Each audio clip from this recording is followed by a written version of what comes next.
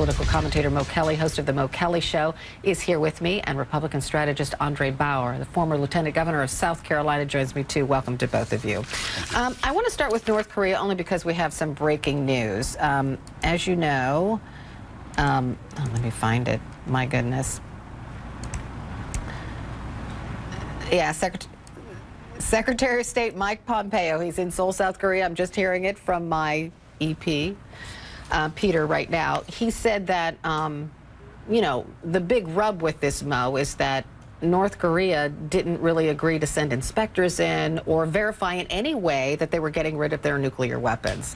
Well, now we hear that North Korea supposedly just understood this, that there had to be verifiable verification, undeniable verification. North Korea understood this all along, although it's not necessarily written in that agreement. It wasn't written in the agreement, and also North Korea is not exactly telling their own people that it's a part of the agreement. And let's not get ahead of ourselves. People want to get excited about the photo op, but back in 2007, during the Bush administration, there was a multilateral agreement in place where there would be verification in exchange for some million metric tons of fuel and other supplies. We've been further down this road. We've had more progress. We are not at that point yet, so it's too early to celebrate. And also the president, I feel, has been making concessions without getting anything tangible in return. Andre, do you agree with that? Because the president tweeted out this morning that everyone can sleep safe. The nuclear threat is over from North Korea, yet North Korea still has its nukes, although we have this new word that North Korea understands that there's going to be some kind of verification for them getting rid of their nuclear weapons that they kind of still have. Well, in the past agreement, in fact, it was written that we would verify, and in fact, no one has verified. So even though it was written, we've fallen short on what we should have done.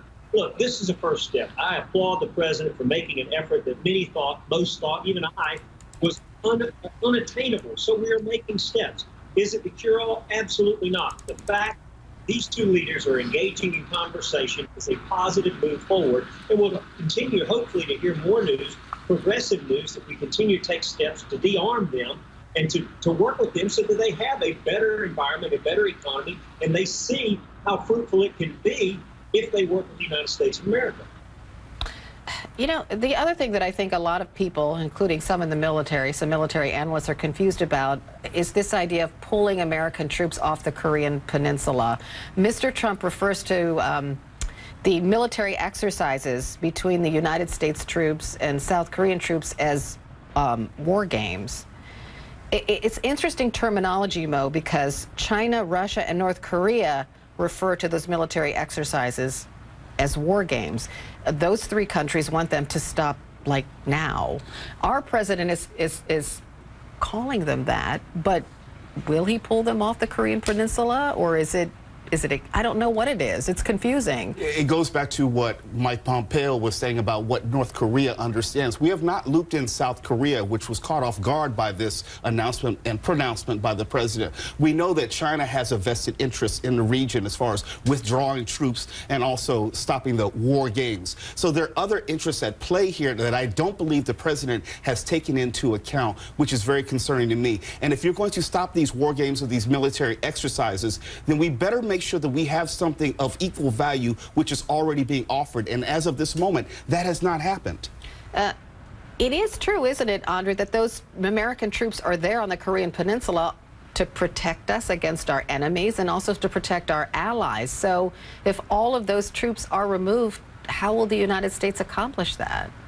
Well, again, keep in mind, Donald Trump ran on America First. He talked about us not continuing to be world peacekeepers. That's part of why we have the UN. He has talked about going backwards and bringing some of these troops home. This is nothing new.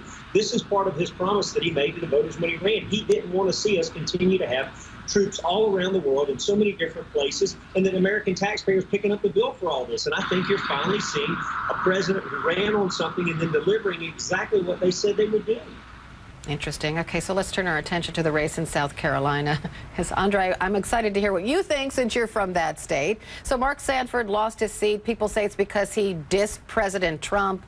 Do you think that's, I'm going to start with Andre with this one, Mo, because he's in South Carolina and of course he held office there. Is it true that that's why Mark Sanford lost his seat, because he dissed President Trump?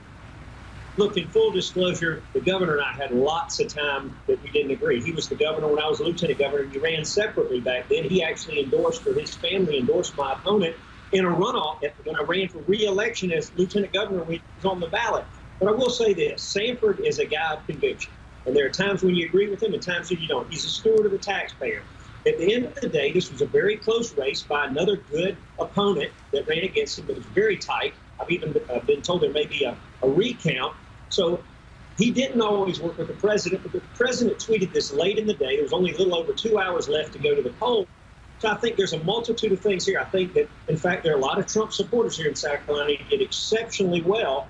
And some of those folks didn't appreciate that the former governor, the congressman, wasn't supporting him. But he also, to take no credit away from a very well-funded, well-advised candidate that ran against him. And look, the longer you've been in office, and he served in Congress before he was governor, he's got a double-digit years in serving in public office, you build up a lot of folks that don't support you. You vote against things. And he's been a governor that sometimes I agree with him wholeheartedly about reducing so much spending. And he fought when he was in Congress and when he was in governor. And you make a lot of enemies when you say no to continuing to get all these things that a lot of taxpayers that aren't paying for them say, hey, we want this, we want this. Gotcha. And so guys like paying for all of it kind of fed up. And it becomes very...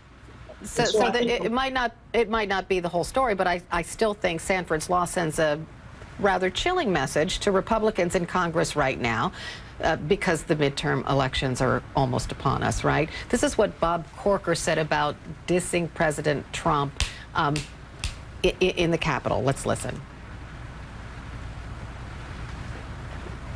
And a lot of them would vote for it if it came to vote. But no. Gosh, we might poke the bear. It's a language I've been hearing in the hallways. We might poke the bear. The president might get upset with us as United States senators if we vote on the Corker Amendment. So we're going to do everything we can to block it. Well, we'll do what we can do, but my gosh, if the president gets upset with us, then we might not be in the majority. And so let's don't do anything that might upset the president.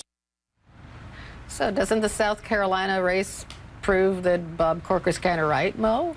I don't know if it proves that he's right, but the president's making it clear that he's going to punish anyone who does not run to him as we go to the midterms. And anyone who wants to run away from, he's going to punish them. He's going to point them out and make it very clear, at least to his base, that this is not someone who's in alignment with me, the president of the United States, so therefore you should not support them. It's a chilling message to send, but it's consistent with who this president has been and will continue to be. Well, he has immense power at this moment. So we look forward to the midterms to see what happens. Mo Kelly, Andre Bauer, many thanks.